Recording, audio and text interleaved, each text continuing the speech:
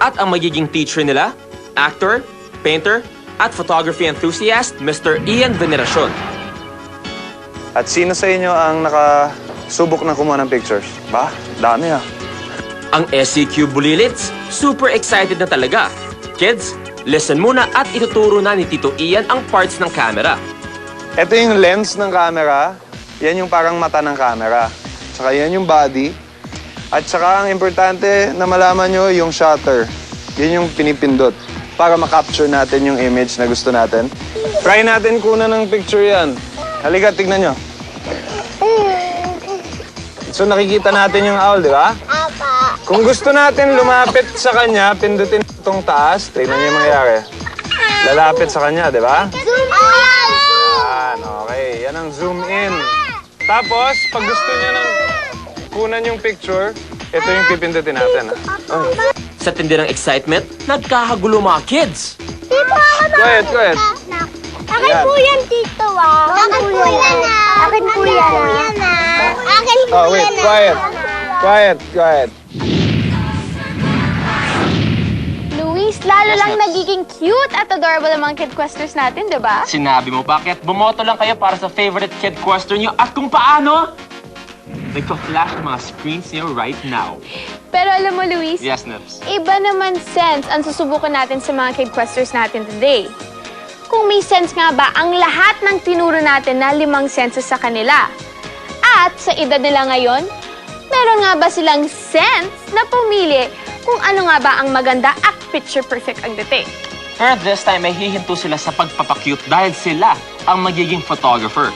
Makuha kaya nila ang tamang angulo ng kanilang mga models na animals, Animals? What? Naku naman, kakaibang pictorial ito. Kasama ang photography teacher nila for today, si Mr. Ian Veneracion.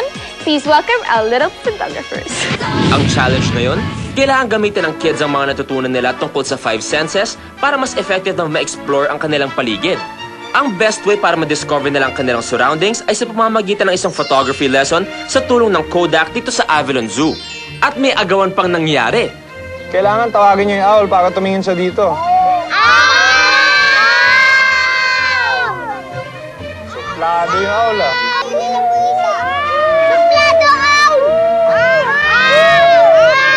Yan, nakuha na natin siya ng picture. Ah, picture nga. Ah, sige, kuha mo ng picture. Picture mo, picture! Ay!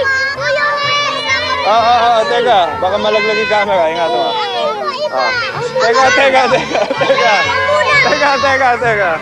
Kids, behave. Ngayon gusto niya magkuha ng picture. Papa. Teka, upo muna tayo. Ay sus, kakasabi pa lang na behave eh. Sige na nga, Tito Ian, pahawakin na ng camera ang mga yan. Subukan mo, ha? Ako po pagsunod kayo. Ako po. Ang importante, pag yung kamay mo, wag mo tatakpan to kasi yan yung lens. Pag nakaganyan ka, wala makikita. Lalagay mo to para pag kumukuha ka, nabitaw mo yung camera, hindi mababasag, okay? Mong ready to click ng ating mga kids. Pero, reminders muna. Anong ginagamit mo pag titingin ka ng pictures? Mata.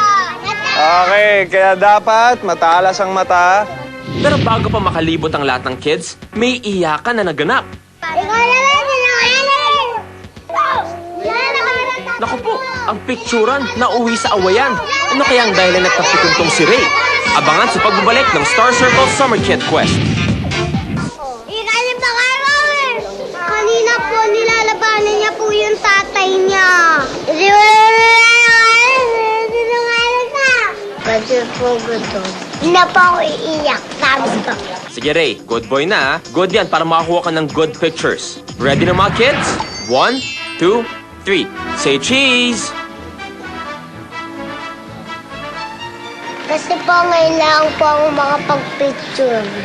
Kailangan po ako makapunta sa mga hayop na madami. Si Mika, gustong maging kakaiba. Para maiba naman, kukunan ko naman ang flamingo. Natutulog yung leopard eh. Hindi ko makuhaan eh. Hello, osong bangit. 3 beses ko po pinicturean. Kasi po yung ulo po naputol. Nakaganon lang po siya. Tapos po, yung isa po nakatalikod po. Nag-try po ako ng try para makakuha po ang magandang picture. Si Quentin, King of the Jungle ang gustong picturean. May nakita na akong lion ka maliit. Bang maliit. Yung may elephant. Malaking, manok, otlit. Ayan, nandito na tayo sa kain ng tayo. Ayan. Bakit nakalabag? Ay, natutulog. Tayo maingay. Natutulog ang crocodile. Oo nga, nap time ni Crocodile. Huwag gisingin, baka hindi lumaki. Si Pia, parang nagmamadali. May lakad ka bang iba, ha? Ang kukuhanan ko po ay monkey. Hindi po ginaaway yung mga animals. Baka po kasi kagatin po.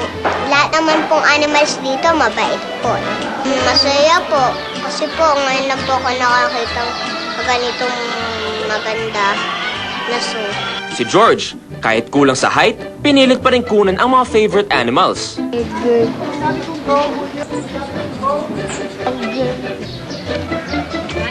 Eksakto po yung pinicturean ko po. Yung lumilipad po yung bird. Yung unggoy po na nakaupo. Natagal ako naghintay para mapicturean ko siya. Meron pa po ako na-picturean. Bear po. Bear. Malaki po. Itim. Ah, bear na kulay itim. Si Angel, kimi pa rin kahit sa photoshoot. Kukunin ko naman po yung monkey. Yay! Nakuha ko na yung horse. Yung owl lang ha, makasama. Yay! Tapos na po ako. Favorite ko po yung bird kasi po mahilig po ako sa owl. Si Darius, tahimik din. Sige lang ng sige sa pagsushoot ng pictures. Yung isa nga doon, kinuwang ko doon, nakakatakot eh. Yung tumatakbo siya, ang paborito ko ay horse. Lagi ko pong sinasakyan yun. Horse rider ka pala, Darius. Sa rodeo o Santa Ana? Si Cheska, instead of saying cheese, gugulatin pa yata tayo. Bulaga! Samahan niyo ako magkuha ng pictures. Tingnan niyo, may kalabaw na kulay white. Ayan, nakunan ko na siya. Nakakaiba po yung pig. Black po siya tapos may buhok dito. Dito po ako sa gilid kumukuha para maganda po. Kung owl, yung parang bird. Kasi po magkamukha po kami ng mata. 8 pa lang ang nagpapakitang gilas sa pagkuha ng litrato. May 4 pang natitira. Ay! Hindi ko kaya picturean eh. Pipicturean mo pa ako ah. Lahat ng yan sa pagbabalik ng Star Circle Summer Kid Quest. Here's ang favorite animals nila. At sa dami ng animals dito sa Avalon Zoo, mukhang nalilito si Bea. Ano kayang pipiliin ko dito? Tiger po. Gusto ko po iyon. Ngayon lang po ako nakasubok pumunta sa zoo. Ang dami palang animal sa zoo. Bukod sa animals, may iba pang balak tong si JB. Ang kukunan ko ay sarili ko at saka monkey at big bird at small bird. Lumilipad po sila. Nakita ko po sila, nagdidikit-dikitan po sila. Kaya po pinicturean ko na po. Si Julio, takot lapitan ng subject niya. Di ba yan nangangagat? Hey! Ayaw kunin yan eh. Maya-maya ang naging subject ni Julio, tao na. Hey! Julio! Pipicturean mo pa ako ah.